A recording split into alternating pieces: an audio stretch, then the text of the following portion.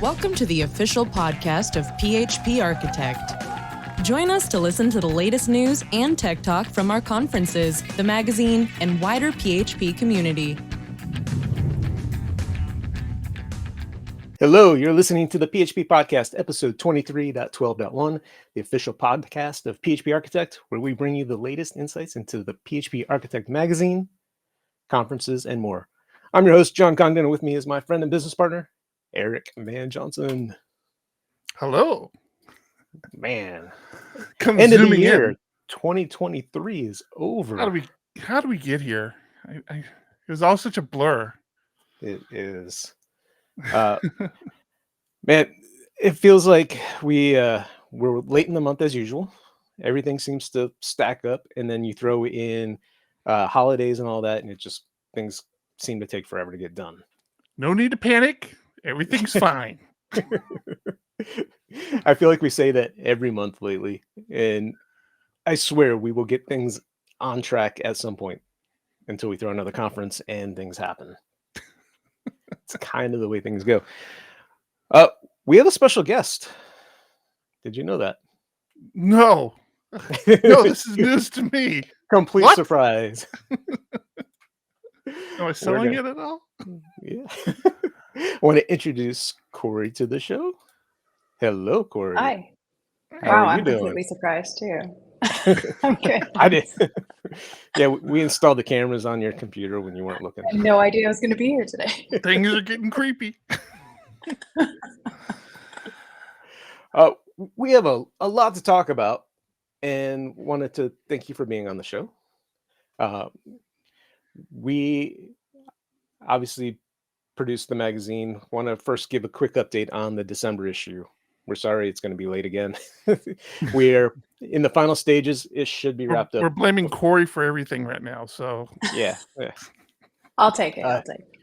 We're in the final stages of putting it together, so it should be released within the next couple of days. So before the end of the year, if you're listening to this, in December of 2023. If not, go look for it in your account. Should be there. So yeah, Corey, welcome to the show. Can you give our listeners a little background on who you are and what you do? Sure. Yeah, thanks for having me. So I don't know how far you want me to go back, so I'll start with now.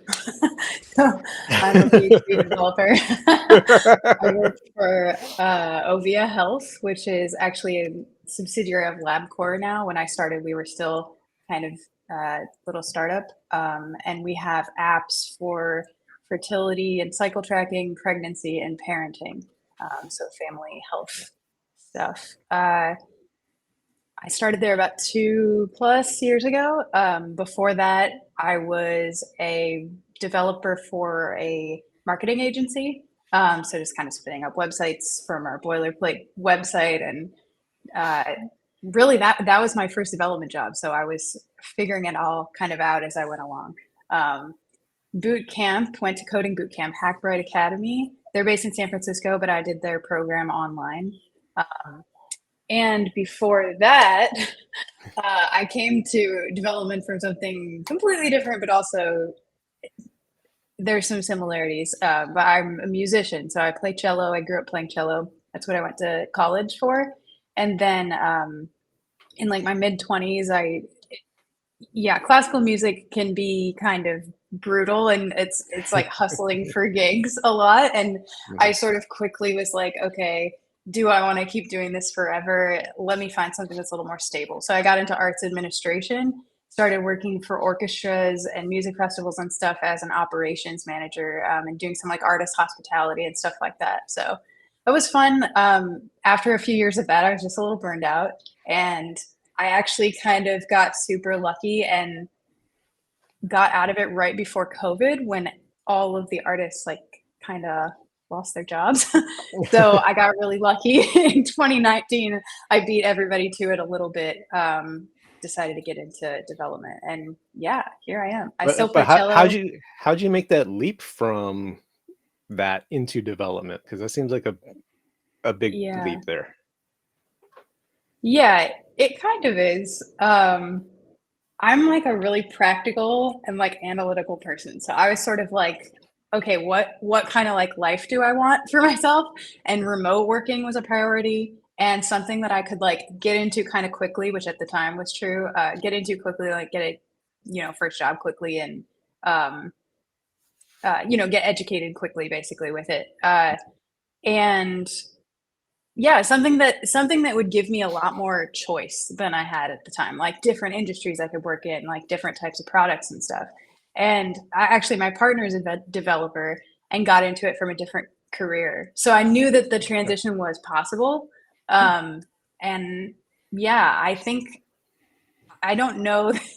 I think it took me like a year into it before I was like, okay, cool, I'm doing this. I was not totally sold for a while. But no, it was cool. I really enjoy the like continuous learning and stuff. And so I think I thought at this point, well, yeah, there are a ton of opportunities and this is something that I will probably never be bored with. So yeah, you just picked it up and just was really good at it, and you didn't have to do years of suffering and crying and realizing how bad of a developer. Good. No, Glad to know it worked out for you. I'm still suffering and crying. I'm still in that stage. Let's be honest here, Corey. Let's be honest. Everything took a turn. It was so easy. Everything took a turn the moment you spoke at Tech last year. Be honest. True. It was life-changing. Yeah.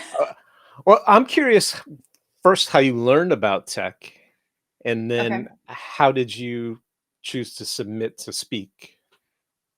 Yeah, because you seem to be on like a very rampant like most people take years to build up the courage to submit to a talk to a conference. Well, yeah. First of all, I'm an overachiever, like a chronic overachiever.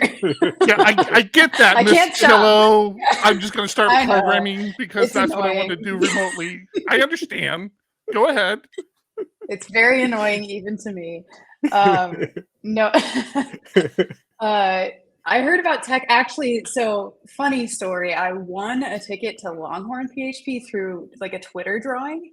And I had never really like thought about going to a conference, but my manager at work mentioned this Twitter drawing and was like, you should check out this conference. I was like, okay, sure. And I thought going into a conference, like it would all be pretty over my head because I was only, 3 years into my career or something.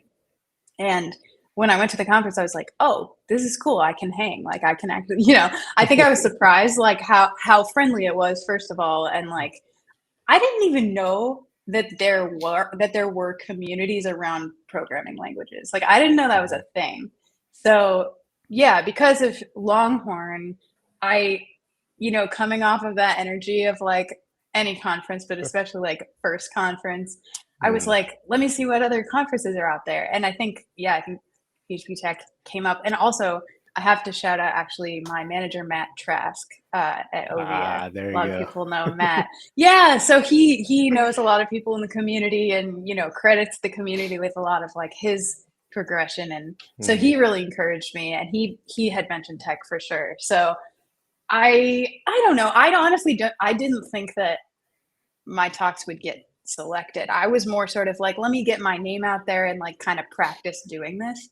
And then when they were, I was like, oh shit. Now sorry. No, I actually have to do it. Yeah. Yeah, now I actually have to do it. Okay. Yeah. That's similar to my story too. With PHP Tech was my first conference back in 2010. And I went and had that same epiphany, like, oh my gosh, I can hang. I can, I'm not as bad as I thought I was.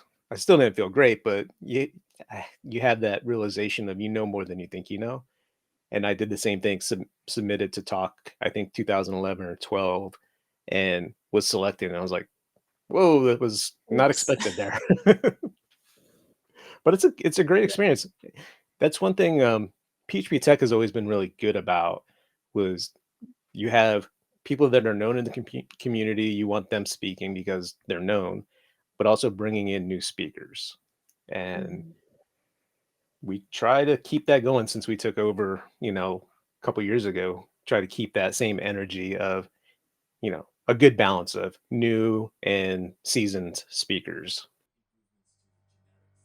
We here at PHP Architect are happy to have partnered with JetBrains to talk to you about the industry-leading PHP IDE editor, PHP Storm. We use PHP Storm every day, allowing us to focus on our work and get it done quickly, all while helping us keep current with standards and good coding practices. PHP Storm is a cutting-edge IDE tailored for PHP and web developers. Whether you're a professional PHP developer or a hobbyist working on personal side projects, there's never been a better time to check it out, or to check it out again. With a slick, clean, new UI, blazing fast speeds, and enhancements, and a richer toolkit, it's transforming the way we code. Code like a professional. Visit jetbrains.com/PHP Storm and kick off your 30-day free trial. Start coding smarter, not harder, today. Mm-hmm. Speaking of speakers. So we all that build up to bring us to Corey is coming on board to help us with Tech 2024, right? Mm-hmm. That's still the plan, right? We agree with that? Okay, good. Actually, yes. After talking to you guys, maybe not so much. After seeing how you get this show started. So Corey is part of the team and helping us with the event planning. I'm real excited to have her on board. So there's no turning back now, Corey. I know. We'll find you. And excited to have you back out in Chicago in April. That'll be fun.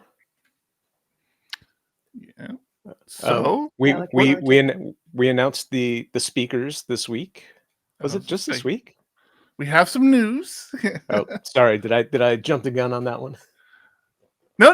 I think you're taking a while to get there. Yeah. Speakers have been announced, and there's been a whole lot of drama around that. Drama's the wrong word. I've made mistakes, and I continue to make mistakes. When Eric and I were choosing speakers, I was looking. I'm like, we need 36 sessions filled. And we took a lot of time to, comb through the list, picked a bunch of great talks, told everybody we accepted your talks, and then realized, we only need 33. Mistakes were made. Mistakes were made. But our attendees get to benefit from that because Eric and I decided we will now take that and we will turn it into a 4th track. And we ended up accepting some more talks from speakers. And then I miscounted again and accepted too many additional talks. Our CEO, ladies and gentlemen, guy who's in charge of our books. So happy to have him here. I was so excited. I'm like, we get to have another track. Let me just start accepting more, and chose one too many. Yeah, it's fine. Good mistakes to have. Now we're not going to have a 5th track. We're course correcting that last mistake, but yeah. But we do officially have a 4th track, which is very, very exciting. Because first thing, it would have been nice going into the selection process with that knowledge, because it's such a stressful process. I don't know, Corey, if you've ever been through the process of having to select talks for a conference, but man, it is like nerve-wracking. Not I guess nerve-wracking is the wrong word. There's just so much good stuff out there coming from so many people. Like, to John's point, we try to make sure we have a balance of new speakers and seasoned speakers. But it's so hard when you see all these seasoned speakers who are like just missing the cut, or for whatever reason aren't one of the people you're selecting. It's like, oh my, how are we not selecting this person? So it would have been nice to know we had a little bit more buffer. And not only the seasoned speakers, by the way, talks in general. Like, you see a topic, it's like, this is a topic that we have to have this at the conference. And then we go through this round of blind voting where we ask people to come in, and all they see is the title of the talk and abstract of the talk. Obviously nobody has their talks prepared yet, or most people don't have their talks prepared. So they just see the title and abstract, and people vote on, if I saw this at a conference, I would go to this talk, or I would go to this talk, or they rank them, and it does all this kind of math, and kind of we are then presented with, okay, these are the 50-minute talks that here's how they ranked, and here's how the 30-minute talks ranked, and then we go through and have to start making our selections. So it's some really good stuff. So it was nice to have a little extra buffer of some more, putting some more talks into more slots. Yep. Also, in the past week, we closed our blind early bird pricing. So if you missed out on that, we are sorry, sort of. But tickets are on sale. Pull that thing up. Our early bird pricing is in place. Get your tickets now before price goes up again. Probably early next year. We can literally do it whenever we feel like. There's nothing saying we can't do it soon. But we typically will give it. What we did last year is, I think, a couple months out from the conference, we closed early bird. I don't see any reason why we wouldn't do that again this year. But keep in mind, looking at the bottom of your screen, the conference this year is not in May; it's in April. So understand that closing early bird a couple months early is a month earlier than it would have been last year. Corey, I want to go back to the 2023 tech, and how was your experience going to that? Obviously, I'm assuming it was good enough that you wanted to help us with next year's. No, it was that bad where she's like, somebody needs to help these guys. They need help. I should step in. No, it was awesome. It was a really cool experience. Yeah. Speaking was definitely changed how it was to attend the conference. Not in a bad way, but it was just very different because I was so focused on being prepared. And I got really nervous. I didn't think I would be that nervous, but kind of leading up to it, I was like, oh man, I got to make sure this is on, So I spent a lot of time in the quiet room on my laptop. But I did still get to a good number of talks, especially on the days that I wasn't speaking. And it was super fun. I met so many people. In fact, I just chatted with someone yesterday just to catch up that I met at the conference who she lives in Kansas City. And we just have a lot of things in common, and have stayed in touch, which is awesome. Actually, a few people I've stayed in touch with. So that's always great. I learned a lot, both from preparing my talks and from going to other people's talks, and it was a lot of fun. That's awesome. I can honestly say I think most of my friends have been made through the PHP community, and a good majority of them have been through conferences. And I remember the first time I went to a conference, a PHP specific conference. So I'd gone to these big corporate conferences like IBM and stuff, and it is what it is. So I guess my expectation of what a community language specific conference was, I really had I didn't know what to expect. But I remember going and then realizing, I'm like, oh hey, this is the guy that wrote that one thing, and oh, this is the person that did this other thing, and I'm just gonna walk up to him and ask him some questions. And I'm that guy at the conference who would just walk up to people and be like, oh yeah, I use your package, good stuff, can you give me some insight? And that's why a lot of people don't talk to me. But how was your experience? Did you get that engagement? Do you feel like you got that engagement?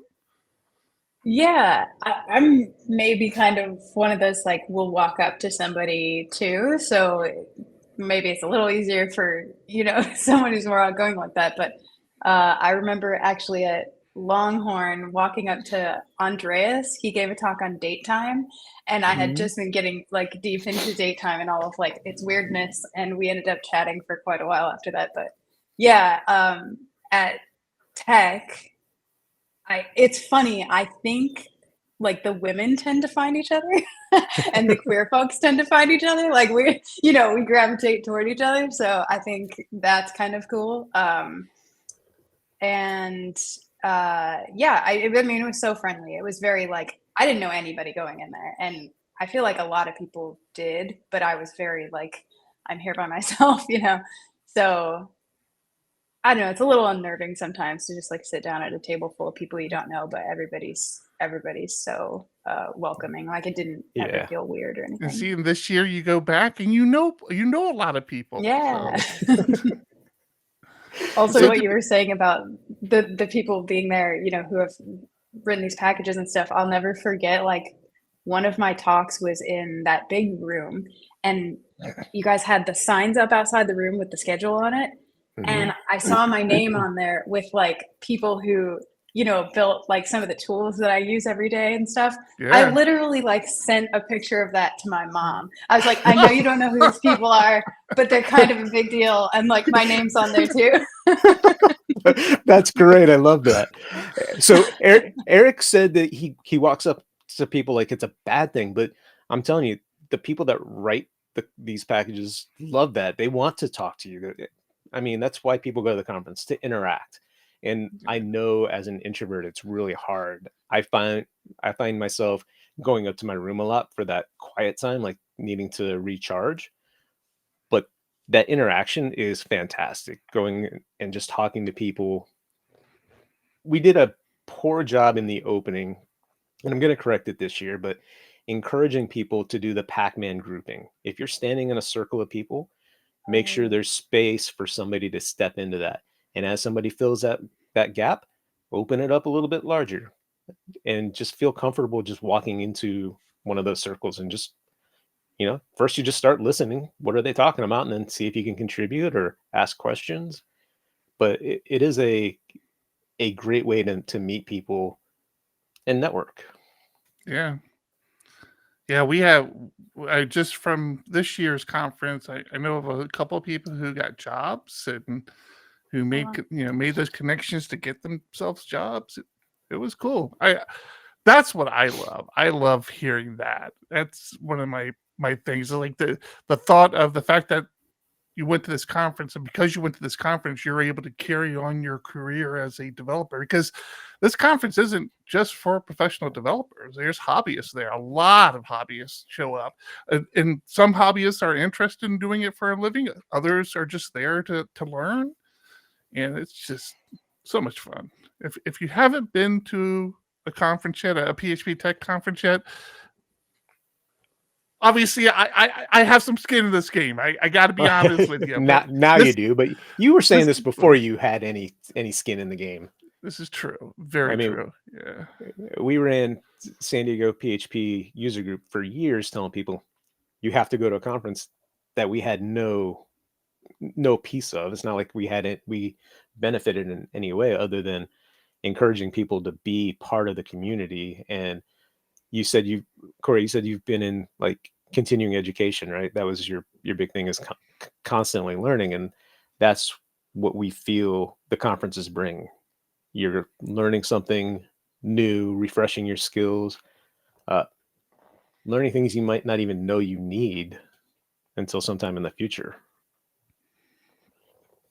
Yeah, for sure. And hearing things, and maybe you've heard it 5 times from like your team, but maybe you hear it from a different perspective and it just clicks a little bit more or differently. That can be super helpful too. Exactly. Cool. Well, I think that was good. I think we do you have more you want to chat about, Eric? No, I'm real happy. I'm so excited to have you on board, Corey. It's so nice to talk to somebody else besides this jerk. And, it's wonderful. Well, I'm not going to get between that, but thanks for having me. Yeah, I'm really excited to be helping you guys out and working on this. Yeah, we are too. And all right. The magazine's going to be out any day now. I can say that with confidence because I won't release this show until it's ready to go out. I'm lying. That's not true. It might be true. Well, not. yeah, that's it. I think that's it. We've already titled it December 1st or December show, so it's got to go out in December. It does. Do we? We didn't talk this before for the show, but should we have Corey be part of our outro? Sure. Reading, listening, listening, coding, reading. Listening, coding, reading. Pick one. Which one do you want to say? Reading. All right. So I'm going to say keep listening. Eric's going to say keep coding, and then you're going to say keep reading. Okay. All right. Thank you for hanging out with us. And until next time, keep listening. Keep coding. Keep reading. There you go. Yes. You nailed it. This has been PHP Podcast, the official podcast of PHP Architect, the industry's leading tech magazine and publisher, focused on PHP and web development. Subscribe today at phparch.com to see what the leaders in the community and industry are talking about.